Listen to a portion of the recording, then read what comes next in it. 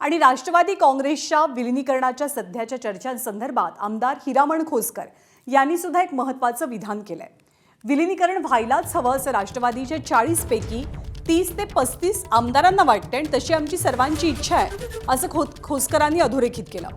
अजित पवारांच्या पश्चात पक्ष चालवणारा नेता हवाच असंही खोसकर म्हणतात आणि त्यांच्या या विधानावरती सुद्धा सुनील तटकरे यांनी प्रतिक्रिया दिली आहे। आमची 100% इच्छाच आहे व्हावं। आम्ही तर सगळे आमदार सांगतो, एक आमचे काही आम्ही 40 पैकी 30-35 आमदार आम्ही 100% सांगतो का ते विलिनीकरण व्हावं। काय त्या वरिष्ठ लेवलला पण आमची ती अपेक्षा आहे तर ते दोन्ही पक्ष एकत्र यावं तरच दादाला खरी श्रद्धा देईल। मी तर सांगणारच आहे की मग एकत्र व्हावं म्हणून। हो हो आम्ही स्वतः बोलणारच आहे। आता दादानंतर चालवणारा लीडर तर आम्हाला पाहिजे ना तिथं कोणतरी। मी जरूर त्यांच्याशी बोलेन कारण ते आमचे वरिष्ठ सहकारी आहेत। एक चांगले जनमानसामध्ये प्रभाव असणारे आमचे विधिमंडळातील आमदार आहेत, त्यांनी त्यांच्या भावना व्यक्त केल्या असतील। जरूर आम्ही एकत्रितपणाने बसू, चर्चा करू। 70% आमदारांची अशीच भावना असते। त्यांनी असं म्हटलेलं आहे हिरामणजींनी, आम्ही एकत्रितपणाने बसून चर्चा करू ना। एकत्रितपणाने बसून आम्ही चर्चा करू, या विषयावरती मी अधिक काय बोलणार नाही।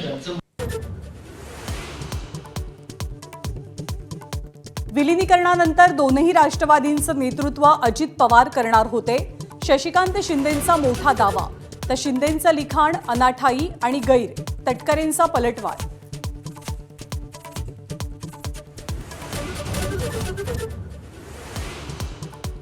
चंद्रपूरमध्ये भाजपला साथ देणाऱ्या ठाकरे सेनेवर मनसेचा कडाडून हल्लाबोल। 1 कोटींचा आरोप करणारे पैसे मोजायला बसले होते का, देशपांडेंना राऊतांचं प्रत्युत्तर। तर काय कारवाई होणार ते बघा, ठाकरे सेनेचा नगरसेवकांना इशारा।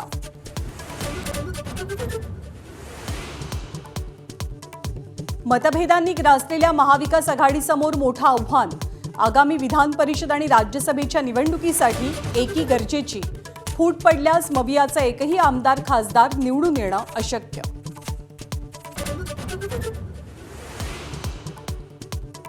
स्थानिक स्वराज्य संस्थांच्या निवडणुकीत पक्षाला अपेक्षित यश न मिळाल्यानं एकनाथ शिंदे नाराज असल्याची चर्चा। कामगिरीत फिक्या पडलेल्या काही मंत्र्यांना नारळ मिळण्याची शक्यता।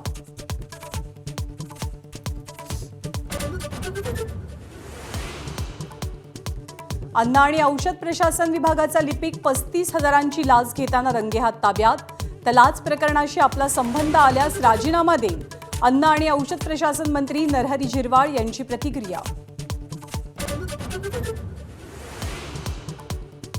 नागपुरात बचत गटाच्या महिलांचा मंत्री बावनकुळेंना घेराव। गेल्या 10 महिन्यांपासून शिवभोजन थाळी योजनेचं 195 कोटींचं बिल थकीत असल्याचा महिलांचा दावा।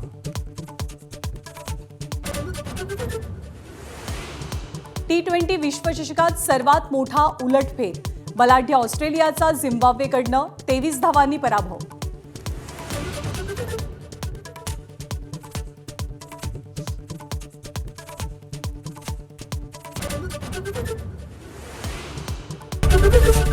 एबीपी माझा, उघडा डोळे बघा नीट।